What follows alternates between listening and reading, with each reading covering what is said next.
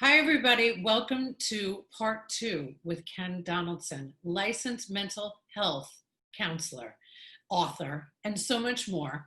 I have his book right here, and the pen means I'm reading it.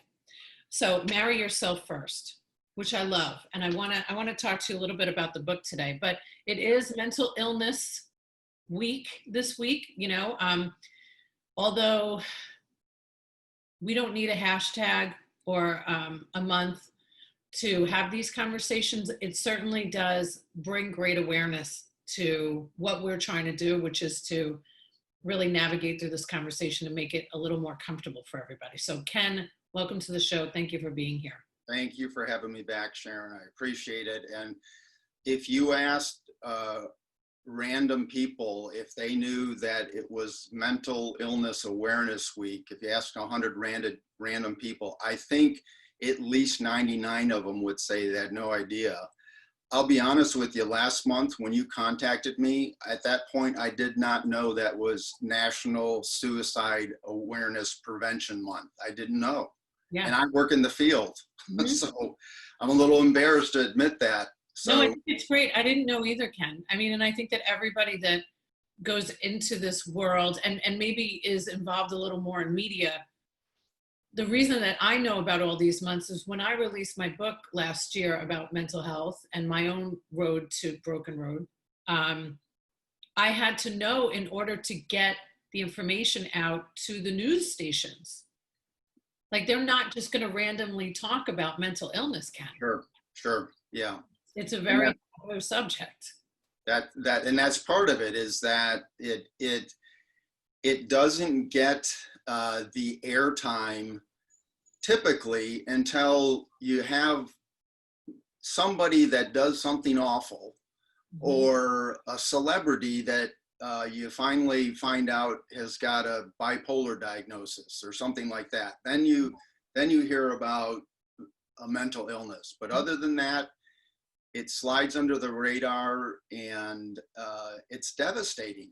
It has devastating effects, obviously, for the person, but for families and communities, there's a lot that most people don't know or understand about mental illness and mental health. Yes. And you sent me a really great article that just popped up on your feed this morning about, raising children and having these conversations about mental health, mental illness. What were your thoughts on that article? I mean, it was really a great article. I'm going to share it later. Yeah, I thought the timing of it was just perfect for us getting together. Yeah. The essence of it suggests that really the parents play a huge role in their children's mental health. And so one of the pieces, no big surprise, that kids that come from families in which one or both of the parents, for example, suffer from anxiety, are 5 times more likely to suffer from anxiety themselves. And it's the same thing with depression. And it's the same thing with addiction. So unfortunately, there's a lot of parents, if you think about it, they're struggling with anxiety or depression, and they think the best thing is to not let the kids know because they don't want to get the kids upset. So they sort of cover it up. But at a certain age, first of all, kids pick up on vibes. They don't know what they are. Mm-hmm. But at a certain age, kids start to understand, like, something's wrong with mom, something's wrong with dad. They don't have the vocabulary for it. And because the parents have been trying to hide it, it ends up being the elephant in the living room.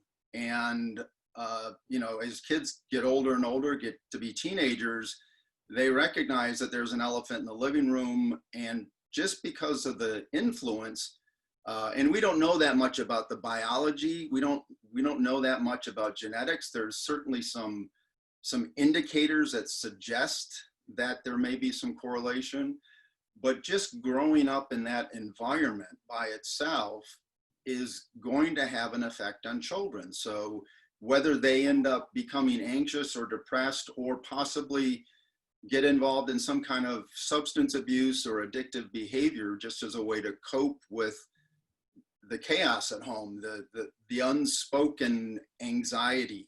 Yeah, I thought it was so interesting when they talked about when a child is crawling, and from the expression of the parent as they're crawling, whether it be them, panicked because they're going to fall and hurt themselves, or they're just like, calm and come on, they're picking up on all of these small cues that really set us up for how we're going to communicate how we feel and what we're thinking, especially when it comes to mental illness. I want to read this one piece that I sent to you that really stuck out to me.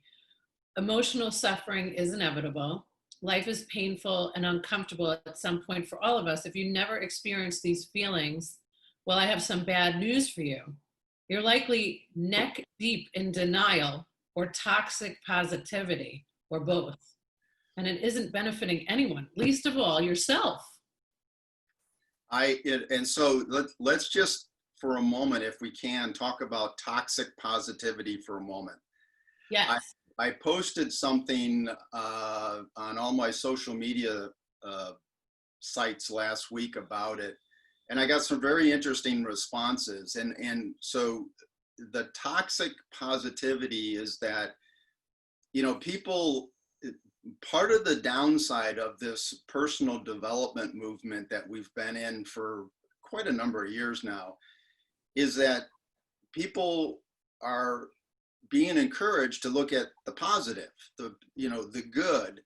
And sometimes people do it to the point where they're not willing to look at reality. They're, somebody who's clinically depressed, somebody who has a clinical level of anxiety disorder, to say, if you just change the way you think, you'll feel better. Right. There might be a little bit of truth to that, Mm-hmm. but there's a lot more to it than that. And unfortunately, what happens sometimes is that people, even though their intentions are good, when they're coming across with this toxic positivity, with somebody who's struggling with depression or anxiety, who can't get out of their own stuff, that person ends up usually feeling some level of shame, like, I can't do it. And they nod their head. Yeah, I know I should be thinking more positive. I should get up and go for a walk every morning. I should journal. I should. I've got a t-shirt that says, I will not should on myself. No, I love that. Yeah, and I show it to my clients at times that are shoulding, because the shoulds, if you think about it, we start shoulding on ourselves. All we do is we end up feeling guilty, especially for somebody that's already feeling low, that's already struggling with anxiety or depression. So essentially, these toxic positivity dynamics, they unfortunately sometimes create some shame, and they, not that they intend to, right, but it's so positive that they're not dealing with reality. Yeah, I mean, I think that there's a lot of parents, if they were to really get honest with themselves, would admit that they have done that maybe with a child that suffers from depression or suffers from anxiety, and it's absolutely not intentional. Hence why we're having these conversations, right? Nobody actually, I don't think people go, oh, I'm going to tell you should go out and exercise once you've told me that you can barely get out of bed. They think that they're helping. Right, exactly. And just like you said, when in fact it is shame. And I mean, I can speak from my own personal experience. It's certainly what I felt when I was told, you should put the blinds up and go outside. You just need some sunlight. And I was like, well, shit, I wish it was just sunlight I needed, right? Yeah. But who knew, and who was teaching the generations before us? So the one good thing, right, Ken, just to tie it back to what we were discussing before about having these months that pay attention to mental illness or suicide prevention and awareness, is that we get to talk about this, because it certainly was not an open conversation when we were growing up, right? Yeah, it's unfortunate. And it's, it's something for me, as we were talking before we got on the show, if there's a legacy that I would like to leave, it is in the realm of having these conversations on a regular basis. And I believe that the only way that's going to happen is that the major institutions have to step up and get educated, and including and especially our education system, and start teaching children about mental health, emotional wellness, relationship health, things of that matter. So it's not just, pardon me? Spirituality. It's spirituality. Well, you got to be, spirituality in the education system is going to be a challenge. But I agree. I think that's something that certainly is a piece of this. Mm-hmm. I like to look at people from a holistic perspective. So looking at not only what's going on with them mentally and emotionally, but also looking at what's going on with their relationships. And that's, you know, their friendships, their primary relationship. What are they doing socially? Are they involved? What are they doing spiritually? What are they doing with their free time, recreation, creativity? You know, how are they doing financially? And really looking at the whole picture. And I have a lot of people that when they first come in to see me, and the initial session is for me more of history and background. And at least 50% of the time when I ask people, so how was your family of origin? What was it like growing up in your family?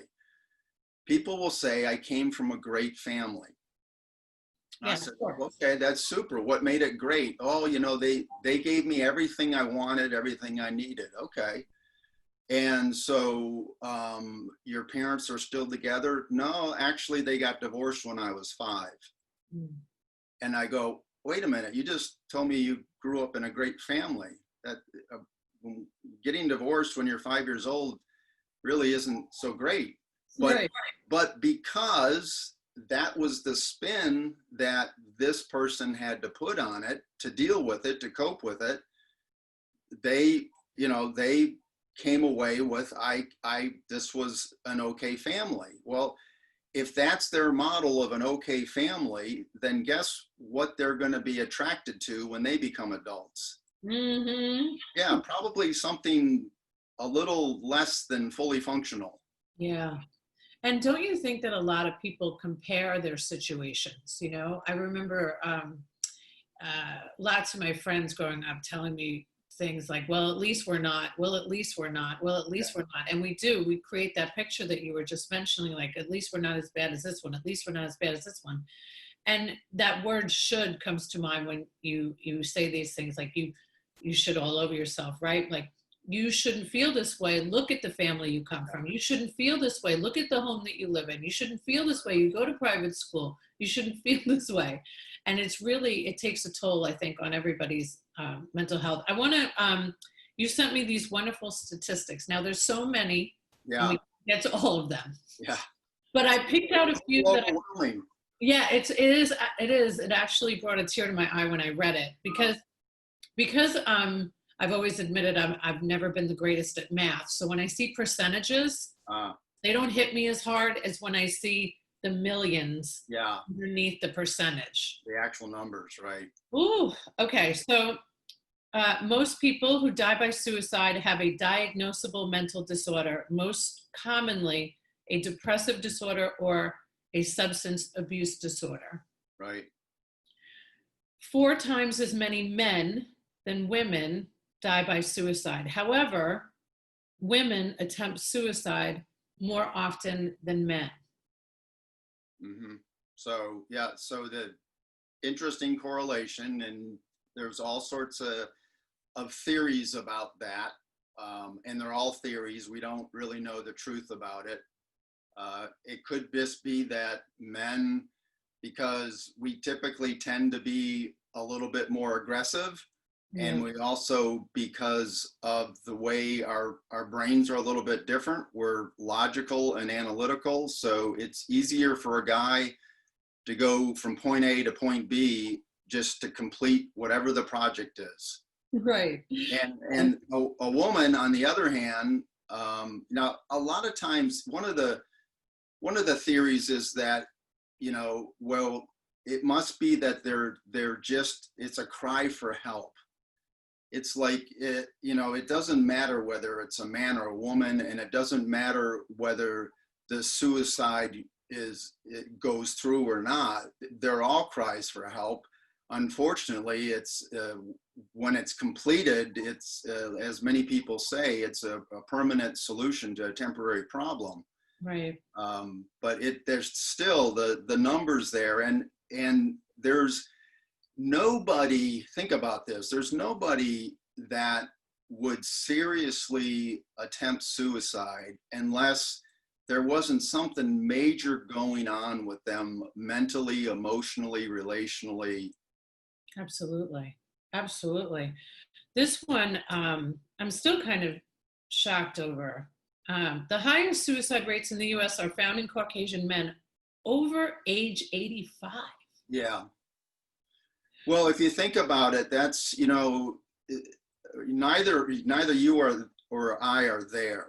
Okay. Right. I watched both of my parents past 85, and fortunately they were relatively healthy people. However, I will say they were both on antidepressants, and they didn't start their antidepressants until they were in their 70s. Wow. Yeah. So, yeah, and I think that for both of them, it was shocking. For when my mom started on it, I was blown away. She had just resigned from being the church librarian for 25 years. And it was like a week or two later, she wouldn't get out of bed.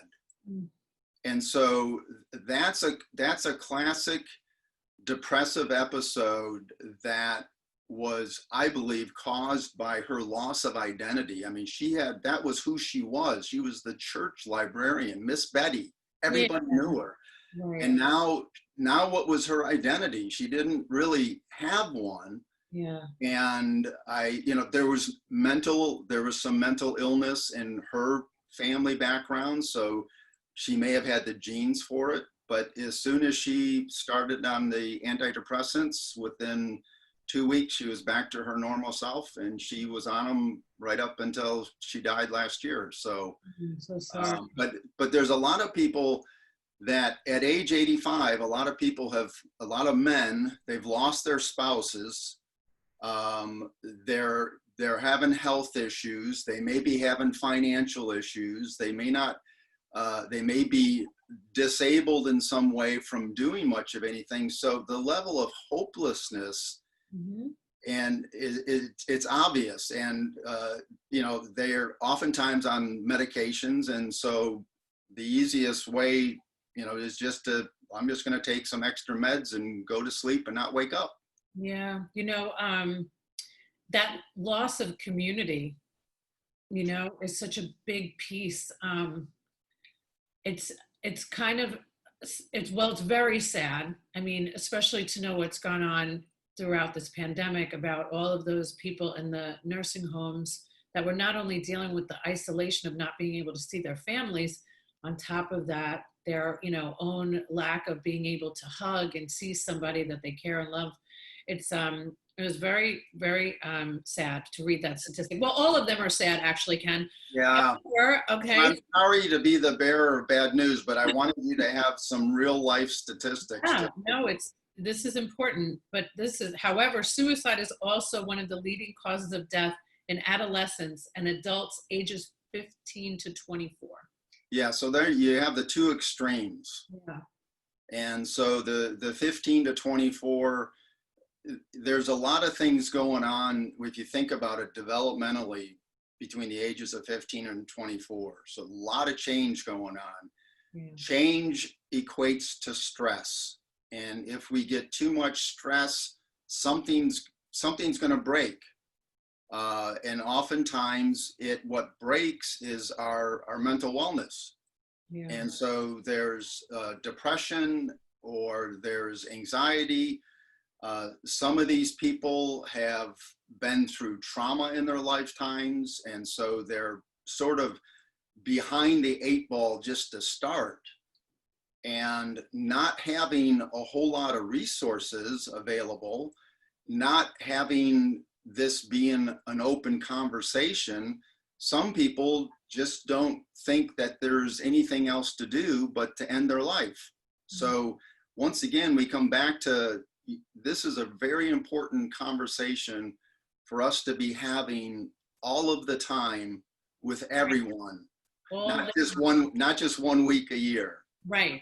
We're going to continue throughout this month and probably through the holidays. Good. Yeah, because, you know, I have a feeling that it might not be the same these holidays. I'm thinking you're right. Oh my goodness. All right. So near and dear to my heart is my LGBTQ community.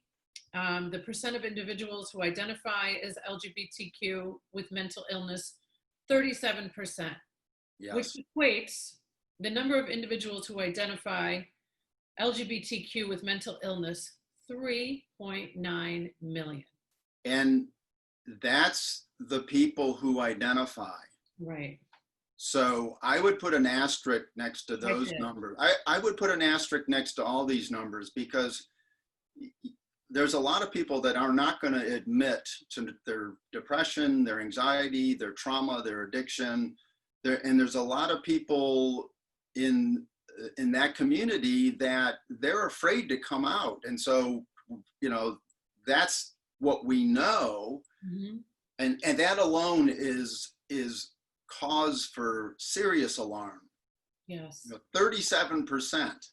It's huge. That's, I mean, you know, that's more than 1 out of every 3. And such a high addiction alcoholism rate.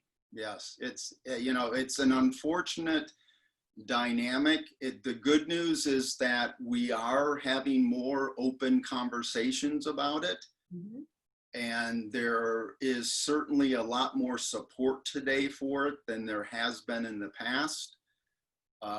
So in fact, I'm involved in the Suncoast Mental Health Counselors Association. We're actually having a training in January that's going to address some of the issues specifically with that community, specifically with the transgender community, which is a community that really is so misunderstood and misdiagnosed, and really it's a challenge, that community. So we have somebody that's an expert that's going to be presenting on that, helping us as clinicians become more informed.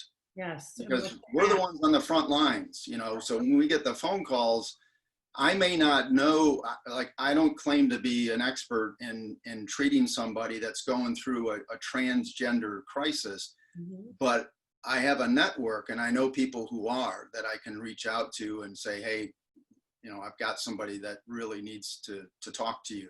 Sure. And Yes. Understanding the questions to ask. I mean, this goes the same for physicians that are doing physical examinations on the appropriate language. So, you know, having these wonderful experts come in and teach sensitivity training and pass it along to all of us, we are better equipped, you know, but it starts and ends with communication, which is what we're doing today. Percentage of US adults with major depression, 7.1 or 17.3 million. Yes. All right, that's enough with the statistics, Ken. So everybody. when you put these numbers together, and let's go back to, you know, so it's pretty widely accepted that 1 out of every 10 people in the US suffers from what's called alcohol use disorder. That's the official terminology now. 1 out of 10, okay? 1 out of 10 suffer from substance use disorder.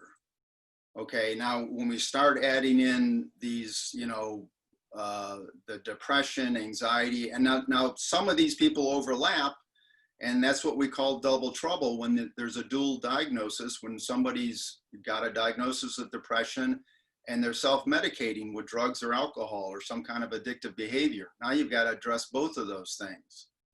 Yeah. So, and then on top of that, into that one, Ken. yeah, and then on top of that, Sharon, the impact that has on the people around them. So for example, somebody who meets the criteria for the alcohol use disorder, and we say there's about 10% of the people in the US that meet that criteria, they're going to have a major impact on no fewer than 5 other people. That's family members, that's people they're working with, working for, could be people in their churches, but they're going to have a significant impact. So do the numbers there.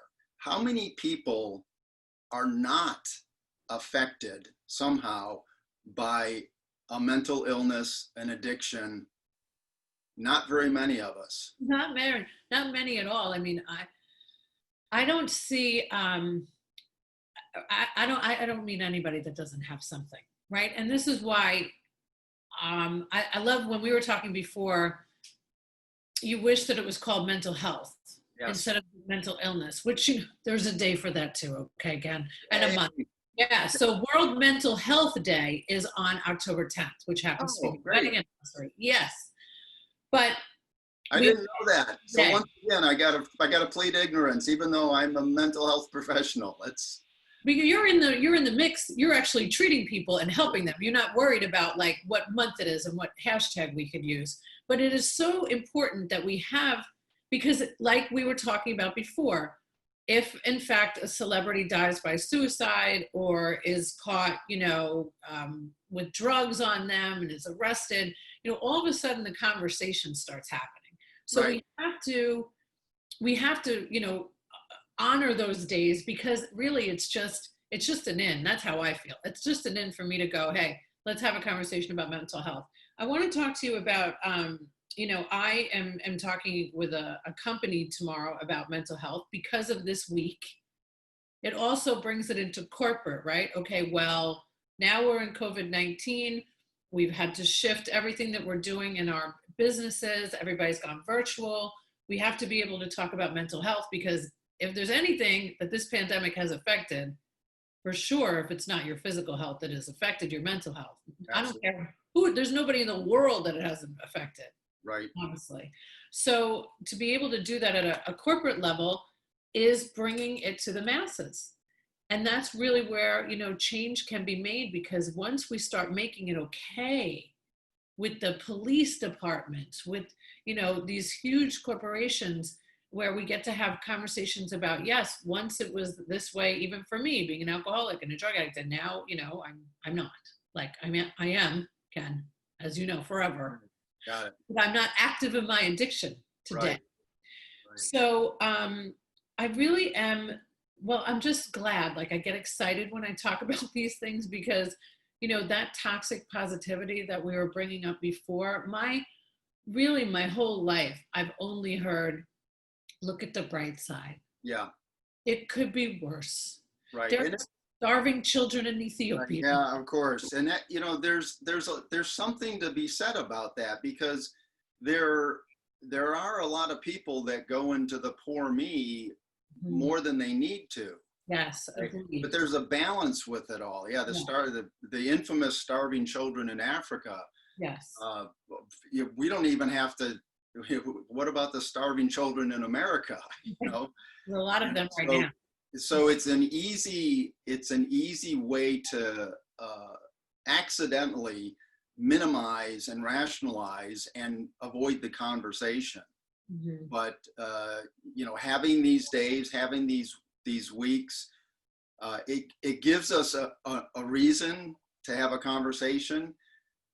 But at a grassroots level, and that, I believe that's where the change is going to take place. It isn't going to come from the top down. It's gotta happen from the bottom up. Mm-hmm. And I have conversations with my neighbors on what I do.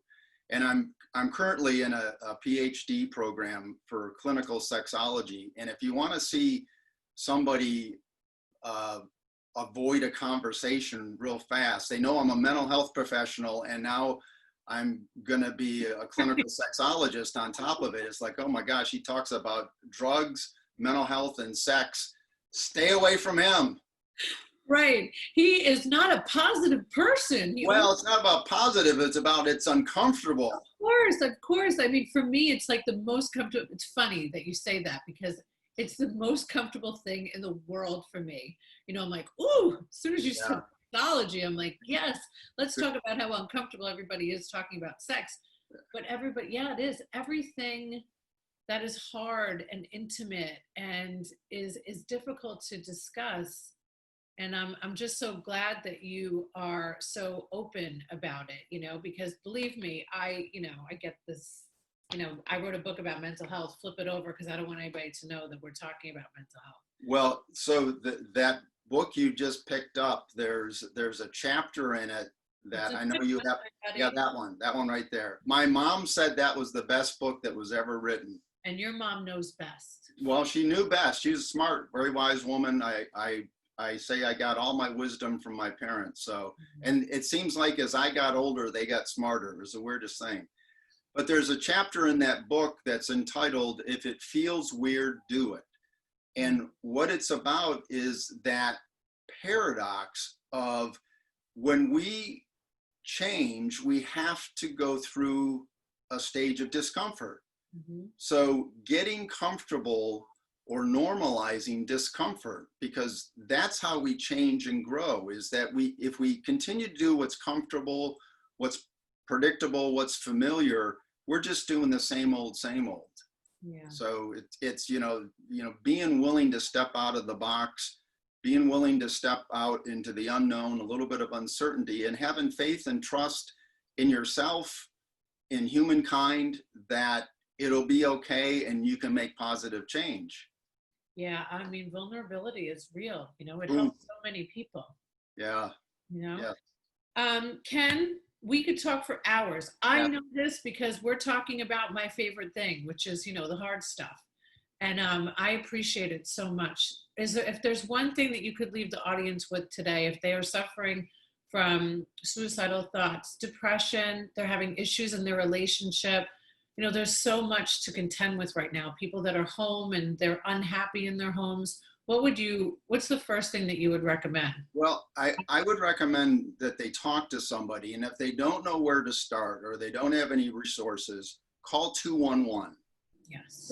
That is a national hotline and referral service. Every local community has a 211 line.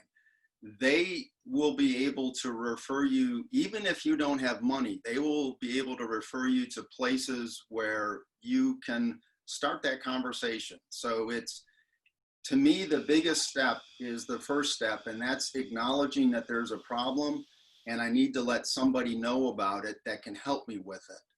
Yeah. So reaching out for help and those words, and I've oftentimes been the first person that my clients have said the words, and inevitably every time, there has not ever been a time that I recall, I ask them when we get done after that first session, how you feeling now? And they say, relieved, better, hopeful.